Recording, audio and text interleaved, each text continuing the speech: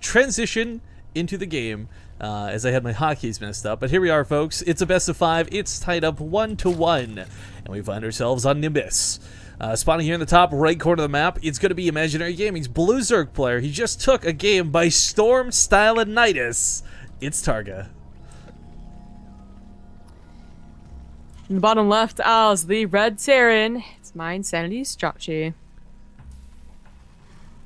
I really thought, you know, with Jjakji, maybe not seeing that coming, but the reaction, like those Thors weren't coming before the Nidus. Those Thors came as a reaction to seeing what popped. I'm surprised he didn't go for tanks. I liked the Thors, actually. I thought tanks would just be even, like, more...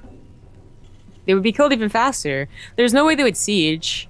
I guess, yeah. It's a risk. Like, maybe you would push back a little bit. Thors have more health. When they're surrounded by SCVs, they live a very long time, and they pack a fairly nice punch. I think what really... Jjakji was probably going to lose either way. There were a lot of roachers, there were still a lot of queens, but I think what really helped TargA was the fact that they were stuck behind the factories. There was no, like, you know, any attempt at kiting whatsoever as the SimCity was working against him. And of course, he was unable to get the SCV surround. SCV surrounds and Thors are really powerful. I have faith in those. It's because, you know, here's the thing that makes them so powerful. Like, Repair is all right. Repair is actually not the best, quote-unquote, heal in the game. But there's so much surface area on a Thor, you connect so many more SCVs than you normally would. So suddenly it becomes way better. We also learned through 2v2s, I don't know if I was doing this with you or not, SCVs can repair Colossus, which gives even more surface area. Yeah. Science time! It's pretty ridiculous stuff. Sadly, 2v2 is not the competitive scene, so we're not going to see that coming out anytime soon, but that would be cool. However, getting into this game, it's Nimbus, it's cross spawns. This is probably the best case scenario we have for a potential macro game, but my question lies with Jjakji. What is he going to do? Because TargA, well, he is an aggressive player. He's Zerg.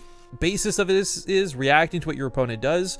You don't just keep going banelings if you see mech, you have to adapt. So I think the big question is, like, what's Jjakji going to do, and when will TargA see it? Tell that to ST, Rifkin. ST! I love Nestea. It's my favorite drink. Oh, I hate Nestea. Of course you would like Nestea.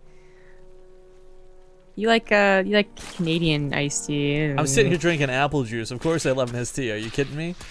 God. Meow. Anyways. UCV gets a, I mean, nice scout. Third wouldn't have been put down anyways. That's why I'm like, kind of like, I don't know, it's cool that he scouted it, but it's not really useful. If you take this base out here as TargA did, which Jjakji barely saw the creep, so he knows if he looks that a base was taken there at least.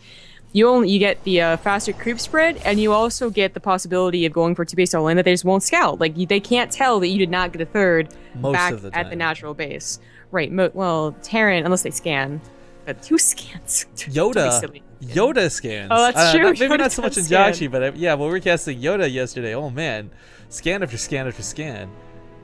I'm really excited for that match, by the way. Yoda versus Pulse to be the last match in the round of 8. Oh, it's gonna be so sick. Yes, indeed. Well, this sling, hopefully. Oh, you know, it saw 4 Marines. That's a little like, oh, I wonder.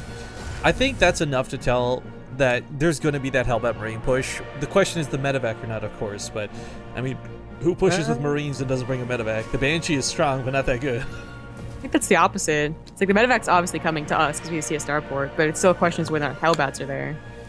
Because the armory's not down yet. Yeah, I mean, he did take that second gas. It's very potential that we do see the armory. I mean, Hellbats, Marines, and medevac, this is something we've seen be game ending for better players than TargA, so he's going to have to be very careful about how he handles this. Here's the medevac.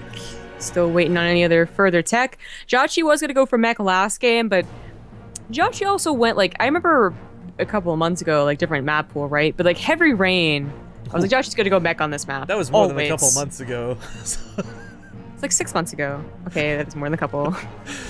I'll give you that one. Anyways, so I feel like that is like entirely like map dependent as opposed to series player, whatever you want to call it.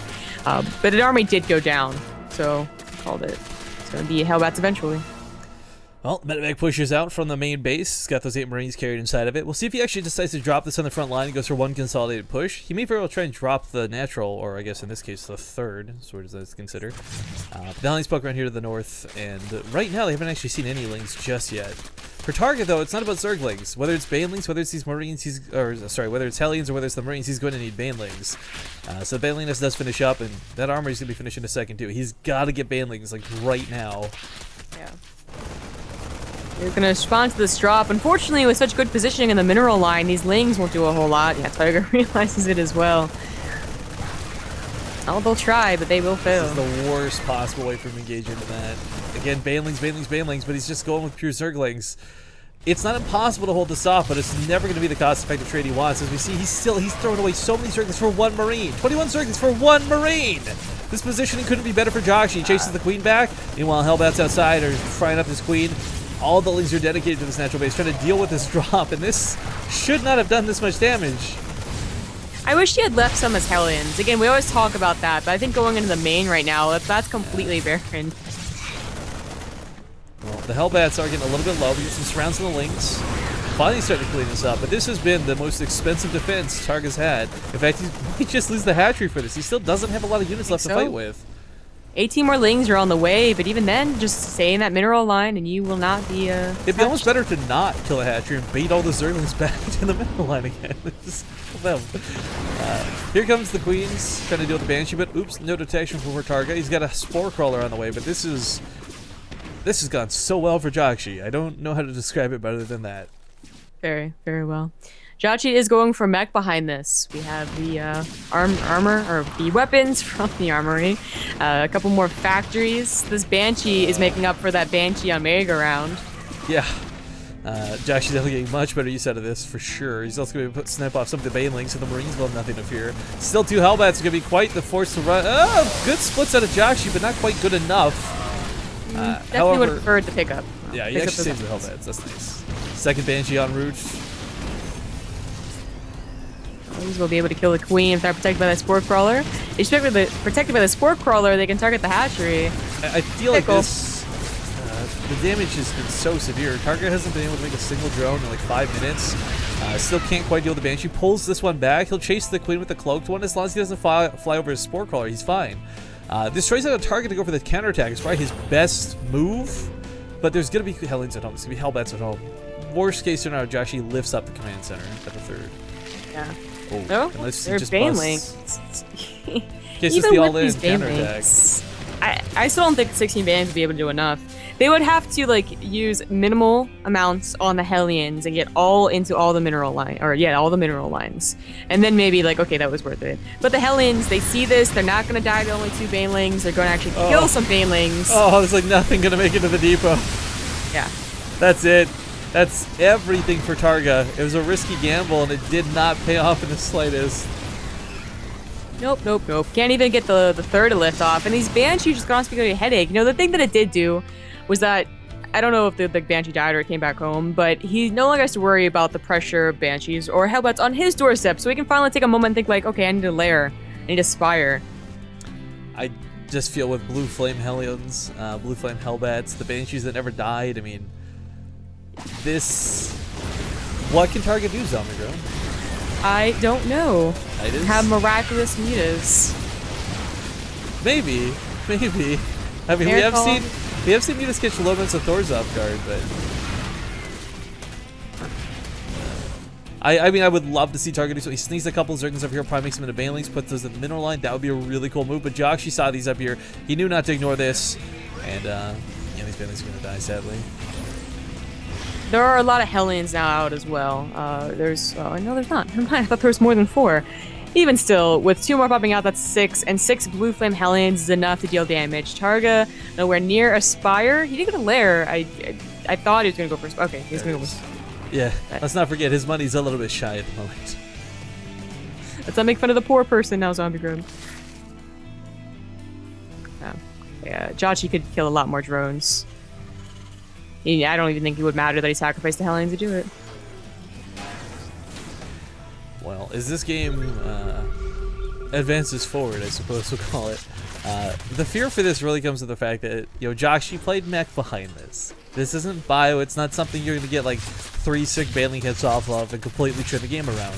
This is something where you have to break Jjakji in one swift move, but that's it. Yeah. Got a Roach Warren out.